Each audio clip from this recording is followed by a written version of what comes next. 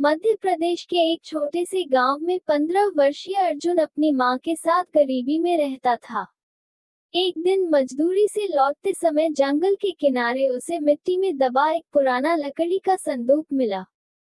संदूक के अंदर एक डायरी और तांबे का सिक्का था। डायरी में लिखा था, ये खजाना केवल ईमानदार इंसान के लिए है। डायरी में बने नक्शे के अनुसार अर्जुन पुराने बरगद के पास पहुंचा। वहां एक गुप्त रास्ता खुला। अंदर एक चिट्ठी मिली जिसमें लिखा था कि आगे बढ़ने के लिए लालच छोड़ना होगा।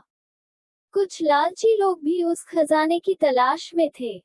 उन्होंने अर्जुन का पीछा किया, लेकिन वह जंगल के रास्ते उनसे बचकर निकल गया और डायरी को सुरक्षित घर ले आया। अगले दिन अर्जुन की मुलाकात एक नकाबपोश रक्षक से हुई।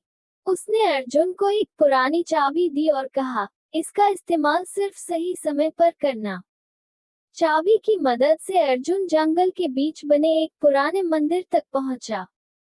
मंदिर के अंदर लिखा था, सच्चा इंसान ही असली खजाना पा सकता है।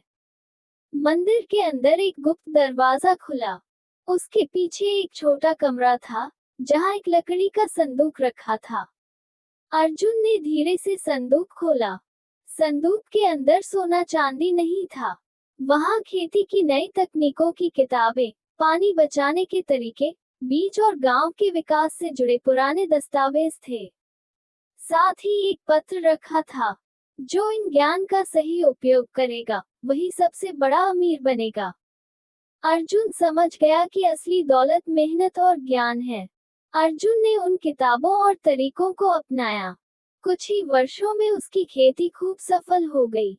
उसने अपनी मां के लिए पक्का घर बनवाया, गांव के बच्चों के लिए एक स्कूल खुलवाया और किसानों को नई खेती सिखाई। जो लोग कभी उसकी गरीबी का मजाक उड़ाते थे, वही अब उसकी इज्जत करने लगे। अर्जुन ने कभी लालच नहीं किया। उसने अपनी सफलता सबके साथ बांटी और पूरे गांव की जिंदगी बदल दी।